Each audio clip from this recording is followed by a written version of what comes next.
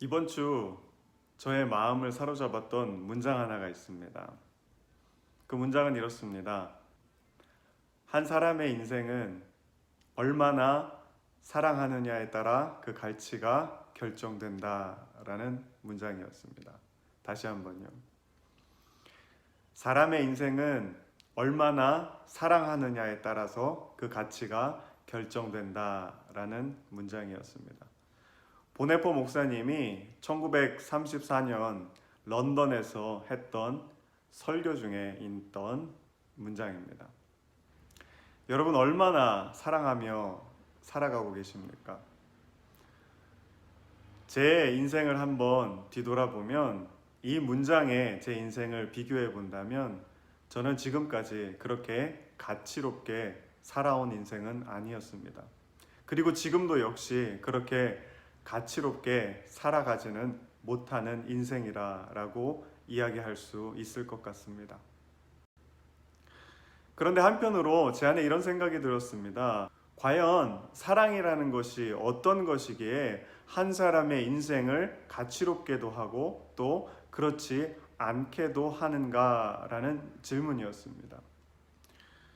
나는 분명 내 인생을 정말 힘을 다하여 많은 것들을 노력하며 살아왔지만 그 인생에 단지 사랑이 없다고 아무 의미 없는 가치롭지 못한 인생이 될 수 있을까라는 생각이 들었습니다. 그런데 제가 성경 가운데 가장 사랑에 관해서 자세하게 이야기하고 있는 이 고린도전서 13장의 말씀 첫 구절을 보고 놀랐습니다. 고린도전서 13장 1절부터의 말씀을 제가 한번 읽어드리겠습니다. 내가 사람의 방언과 천사의 말을 할지라도 사랑이 없으면 소리나는 구리와 울리는 꽹과리가 되고 내가 예언하는 능력이 있어 모든 비밀과 모든 지식을 알고 또 산을 옮길 만한 모든 믿음이 있을지라도 사랑이 없으면 내가 아무것도 아니요 내게 있는 모든 것으로 구제하고 또 내 몸을 불사르게 내어줄지라도 사랑이 없으면 내게 아무 유익이 없느니라. 아멘. 오늘 여러분 성경에 여러 가지 것들이 등장합니다. 방언, 천사의 말, 예언, 믿음, 구제, 몸을 불사르게 내어주기까지 하는 것들이 사랑이 없으면 아무것도 아니다라고 이야기하는 것입니다. 즉 무가치한 것이 될 수 있다라고 오늘 말씀이 우리에게 말씀하고 있다라는 것입니다. 여러분 왜 그럴까요? 과연 사랑이 무엇이기에 이렇게 우리가 생각하기에 매우 가치로운 것들, 정말 우리 신앙인의 삶 가운데 꼭 있어야 할 것들조차도 이렇게 아무런 의미를 가지지 못하는 것으로 만들어버리는 것일까요? 이 고린도전서 13장에 있는 말씀은 이 사랑에 대해서 정말 자세하게 말씀하고 있습니다. 이어지는 구절 제가 한번 읽어보도록 하겠습니다. 사랑은 오래 참고 사랑은 온유하며 시기하지 아니하며 사랑은 자랑하지 아니하며 교만하지 아니하며 무례히 행하지 아니하며 자기의 유익을 구하지 아니하며 성내지 아니하며 악한 것을 생각하지 아니하며 불의를 기뻐하지 아니하며 진리와 함께 기뻐하고 모든 것을 참으며 모든 것을 믿으며 모든 것을 바라며 모든 것을 견디느니라. 아멘. 오늘 보시면 말씀 가운데 사랑인 것과 사랑이 아닌 것을 구분하고 있는 것을 볼 수 있습니다. 오늘 말씀 가운데 사랑이 아닌 것에 대해서는 이렇게 이야기합니다. 시기, 자랑, 교만, 무례함, 유익, 성냄, 악한 것을 생각함입니다. 우리가 들어봐도 사실 사랑과는 별로 연관이 없는 것들입니다. 그런데 이거에 왜 사랑이 아니다라고 이야기하는지 한번 살펴볼 필요가 있습니다. 먼저 시기입니다. 여러분 우리 언제 시기하는 마음이 생겨납니까? 남이 나보다 더 많은 것을, 더 좋은 것을 가지고 있을 때입니다. 두 번째 무엇입니까? 자랑입니다. 자랑은 무엇입니까? 내가 남보다 더 좋은 것을 가지고 있을 때 그것을 드러내려고 하는 것이 자랑입니다. 교만은 무엇입니까? 교만은 간단합니다. 교만은 내가 남보다 더 높다고 생각할 때 우리 안에 생겨나는 것이 바로 교만입니다. 그 다음 무례함은 무엇입니까? 남이 나보다 더 낫다라고 생각할 때, 더 낮은 곳에 있다라고 생각할 때 우리 안에 무례함이 생겨납니다. 유익은 무엇입니까? 다른 사람의 것이 아니라 나의 것을 구하는 것이, 나의 것을 더 많이 갖고자 하는 것이 바로 유익입니다. 성냄은 무엇입니까? 성냄은 누군가, 남이 나의 것을 침범할 때, 그럴 때 우리가 화를 내게 됩니다. 그리고 마지막으로 악한 것을 생각함. 우리가 언제 악한 것을 생각합니까? 내가 더 가지기 위해서 아주 저속하고 비열한 행동들을 할 때 우리 안에 생겨나는 것이 바로 이 악한 생각이라는 것입니다. 자, 여러분 어떻습니까? 이 사랑이 아닌 것들이 무엇과 연결되어 있습니까? 제가 계속 설명을 드렸지만 우리가 잘 아는 것처럼 이 사랑이 아닌 것은 특별히 우리 안에 있는 이 자아와 연결되어 있음을 알 수 있습니다.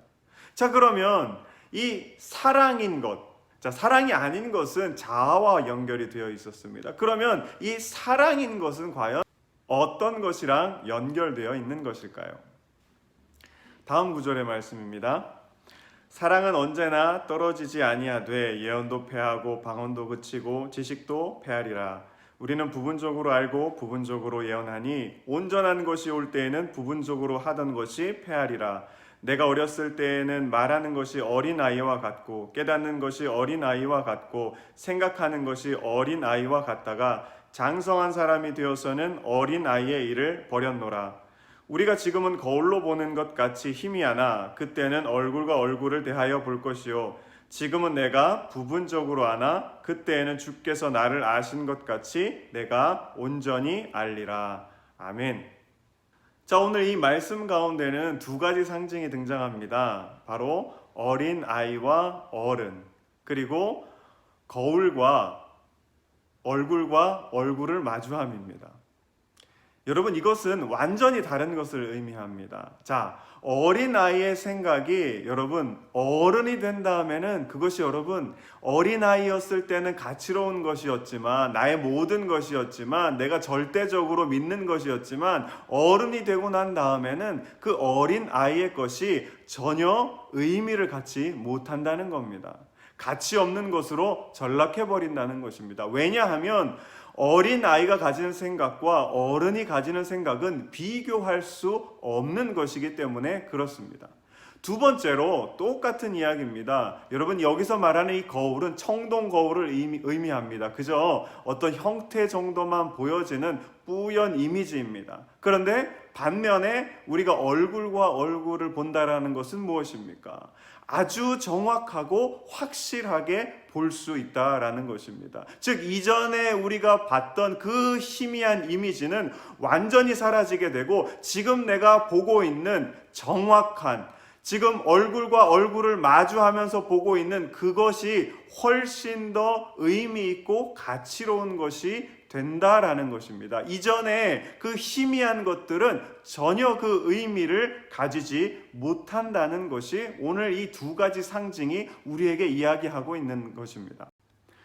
그러면서 성경이 마지막으로 무슨 이야기를 하냐면 부분적으로 아는 것과 온전히 아는 것을 이야기합니다. 이 말씀 가운데 사용된 알다라는 헬라어는 기노스코라는 헬라어입니다. 이 기노스코라는 헬라어는 어떤 대상을 내가 소유로 알다라는 뜻을 가지고 있습니다. 즉, 그 대상이 내 것이 되었을 때 내 손 안에서 직접 보고 내가 경험하고 그것을 통해서 내가 이 대상을 알게 되었다라는 것입니다. 여러분 어떻습니까? 굉장히 정확한 겁니다. 내 손 위에 있고 내가 볼 수 있고 맛볼 수 있고 경험할 수 있고 이리저리 돌려볼 수 있는 겁니다. 왜냐하면 내가 소유하고 있기 때문에 그렇습니다. 아주 정확하게 알고 있다라는 뜻이죠. 그런데 온전하게 알다라는 뜻은 사실 똑같은 단어가 쓰이는데 거기에 하나 더가 붙습니다. 뭐가 붙느냐 하면 에피라는 단어가 붙습니다. 에피 기노스코라는 단어를 사용합니다. 이 에피라는 단어는 어떤 뜻이냐 하면 위에라는 뜻을 가지고 있습니다. 자, 보십시오. 기노스코라는 뜻은 무엇이었냐 하면 내가 이 손 안에 가지고 있는 겁니다. 이렇게 바라보는 겁니다. 그래서 이것이 무엇이구나, 이것이 이런 것이구나 알게 되는 겁니다. 그런데 에피기노스코는 뭐냐면 여기가 아니라 그것을 위에서 바라보는 것입니다. 위에서 바라보는 것 어떤 차이가 있을까요? 자, 여러분, 이 대상이 좀 크다라고 한번 생각해 보시죠. 자, 이렇게 큰 것을 내가 소유한 것은 이 부분입니다. 이 부분을 가지고 나는 이야기합니다. 우리가 잘 아는 예화처럼 자, 장님이 코끼리를 만집니다. 코끼리 다리를 만지면서 이것은 큰 기둥이야 라고 그는 분명히 믿게 됩니다. 그러나 그 코끼리를 위에서 보면 그것은 기둥이 아니라 살아 움직이는 긴 코를 가진 코끼리가 되는 것입니다. 온전히 알다라는 뜻이 바로 이런 것입니다. 그러면서 여러분 말씀이 어떤 이야기를 하느냐 하면 그 온전히 알다에 대해서 이렇게 이야기합니다. 지금은 내가 부분적으로 아나 그때에는 주께서 나를 아신 것 같이 내가 온전히 알리라. 아멘.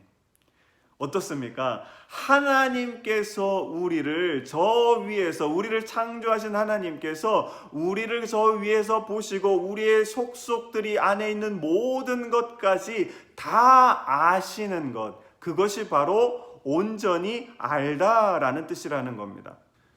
자, 다시 사랑 이야기로 돌아가서 우리가 사랑이 없을 때는 어떤 것을 경험하고 만나고 인식하든 그것은 부분적으로 아는 것입니다. 그저 내가 바라볼 수 있는 것, 내가 경험할 수 있는 것, 그것이 우리가 알 수 있는 것의 전부입니다. 그러나 거기에 사랑이라는 것이 들어가게 되면 우리가 어떻게 안다? 온전하게 알게 된다라는 것입니다. 왜 그럴까요? 바로 사랑은 하나님과 연결되어 있기 때문에 그렇습니다. 제가 참 좋아하는 말씀 중에 하나가 있습니다. 그 말씀 무엇이냐 하면 바로 요한일서 4장 8절에 있는 말씀입니다. 사랑하지 아니하는 자는 하나님을 알지 못하나니 하나님은 사랑이시니라. 아멘. 그렇습니다, 여러분. 하나님이 사랑이시기에 우리 안에 사랑이 있다면 여러분 우리는 누구와 연결된 것입니까? 하나님과 연결된 것입니다. 하나님과 연결되어서 하나님께서 우리에게 그 모든 것들을 온전히 알려주신다라는 것입니다. 반면에 우리 안에 사랑이 없다라는 것은 하나님과 멀어졌다는 것입니다. 즉 나의 자아와 가까워졌다라는 것입니다. 그러면 여러분 우리 안에 무엇이 생겨납니까?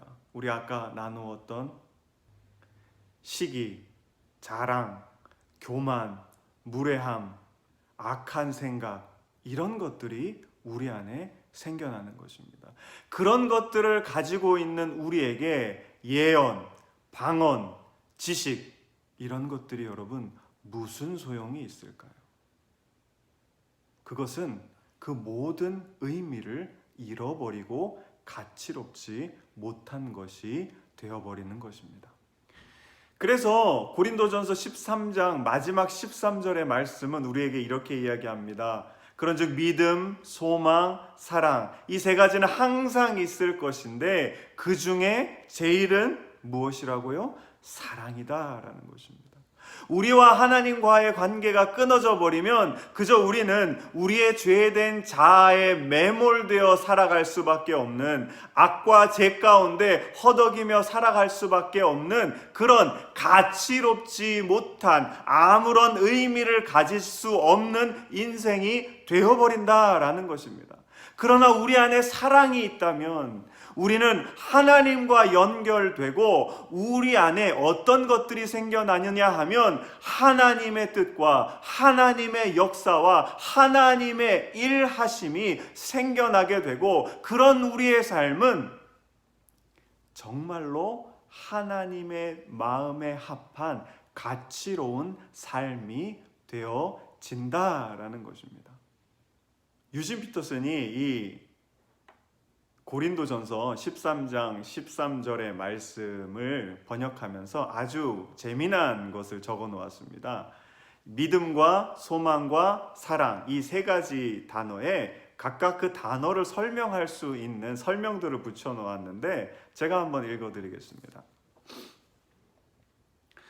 먼저 믿음에는 steadily, 견고하다라는 뜻입니다. 즉 믿음은 견고해야 된다라고 이야기합니다.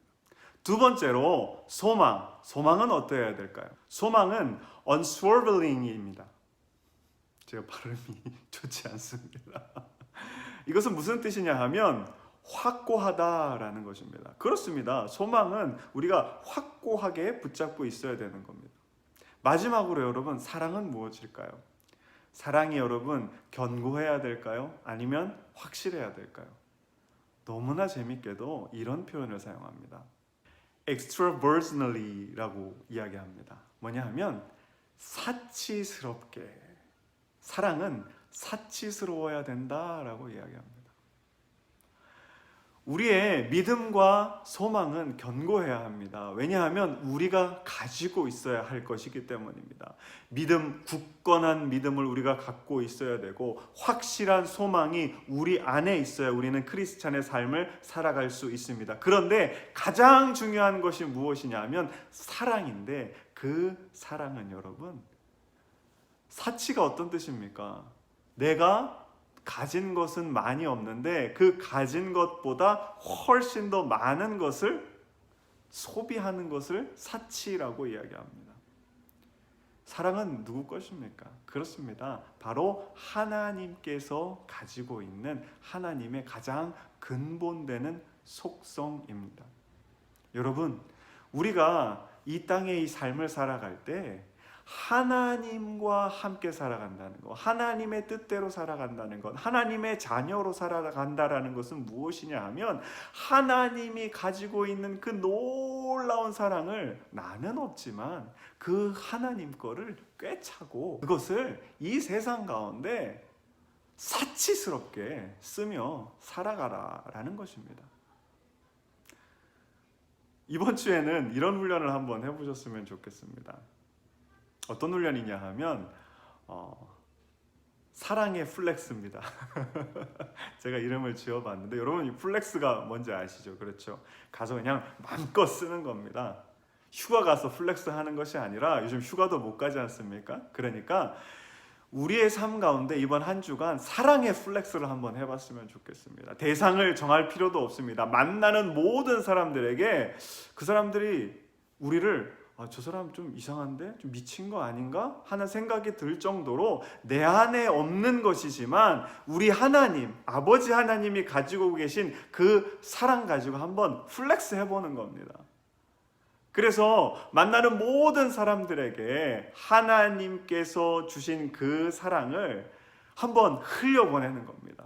그렇게 일주일 살아보시고 과연 그렇게 사랑을 플렉스하는, 정말 우리가 사랑을 사치스럽게 흘려보낼 때 우리의 삶이 과연 하나님 쪽으로 가는지 아니면 다시 우리의 죄된 자아로 나아가는지 한번 시험해 보자라는 것입니다.